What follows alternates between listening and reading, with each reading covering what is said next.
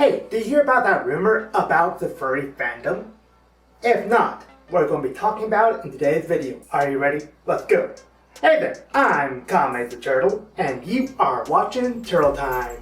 If you've been around the furry fandom or the internet in general, you heard a number of rumors about furries. And so I got into my head to tackle 6 of these rumors. 3 quote-unquote bad and 3 quote-unquote good. I use quotations for argument's sake. So let's get the show on the road with number 1 on the bad side. If you are a furry, you are into animals in that way. And that is absolutely false. By and large, the furry fandom as a whole decries and rejects these people who want to get on with animals. And for those who come out supporting it, we actively try to discredit them. And depending on evidence provided, law enforcement may get involved. So, if you like animals, like in the bedroom way, you do not belong in this fandom. Good rumor number 1. All furries have fursuits. And while it is the most visually drawn aspect of the fandom, where you look up at any convention video for furcons, or articles about furries, 9 times out of 10, you'll see the majority being fursuiters, giving you the illusion that all furries have fursuits. But that cannot be further from the truth.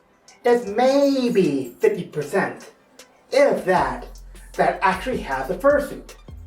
And even a lower percent for those who have more than one. And I'm just including heads for that argument. Not full bodysuits, just the fursuit head. Why? Because fursuits cost money. And not just a cheap thing either. Depending on the maker, some fursuits can go for thousands of dollars. I actually did a video covering a more recent partial fursuit that sold for over 5 digits on an auction. I'll link that video in the comments below. Check it out later. Other reasons why furries might not have fursuits is medical reasons, like they might have claustrophobia, overheat way too easily, or any number of other reasons. And then there's just those who never want to get a fursuit. I mean, look at me. I'm not wearing a proper fursuit. I'm still furry, so you do not need one to be a furry. Bad rumor number 2. The furry fandom is just all about NSFW. Kink stuff, if you would. An example being what was shown on the episode of CSI, Fear and Loathing. And that cannot be further from the truth for the vast majority of furries. For some, they have absolutely no interest in that kind of stuff. Others, it's more of a person-to-person situation. But even if you go to conventions for furries, you'll see that kind of material requiring people to show ID to prove that they are at least physically an adult, if not being just separated into its own little area entirely at larger conventions. Good rumor number 2. The furry fandom is all about inclusion and positivity. I mean that like the pun.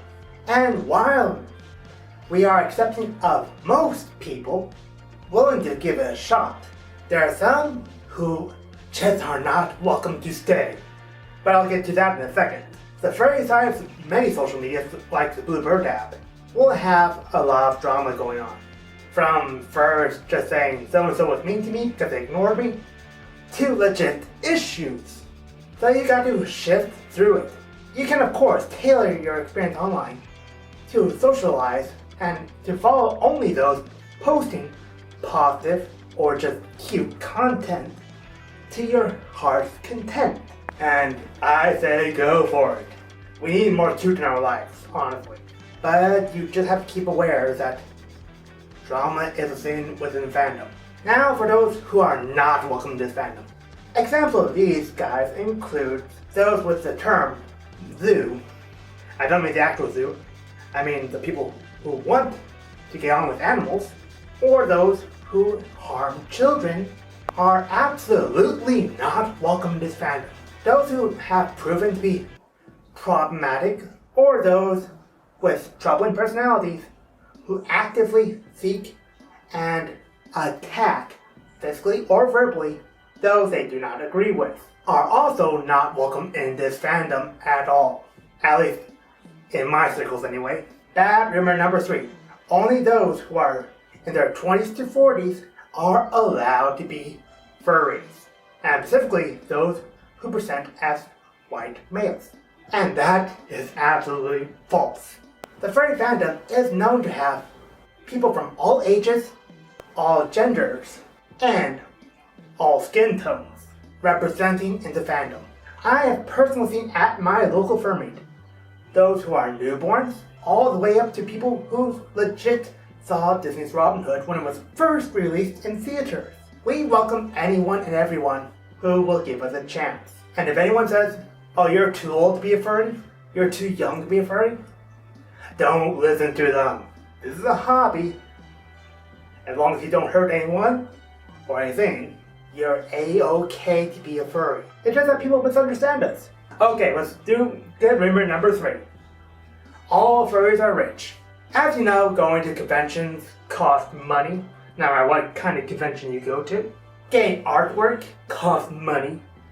And the costumes we wear cost a lot of money, as I mentioned earlier in this video. But a lot of us don't really have that much money available at any given time.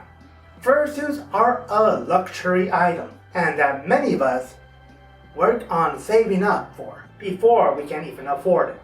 Not all of us are going out and spending all of our paycheck on a fursuit first chance we get. Those who do have a lot of spending money available to them. Many of us work hard to be able to do and buy these things. I'm curious, which of these points stuck with you the most? Let me know in the comments below. And if you're just new to furries in general, check out my video on what are furries, linked in the cards above and description below. If you like what you saw and want more, make sure you subscribe to the channel if you haven't already. Hit the bell for notifications when my next video airs. Leave a like, maybe a comment, share with friends, family, other furry friends you might know. And I hope to see you all next time. Johnny.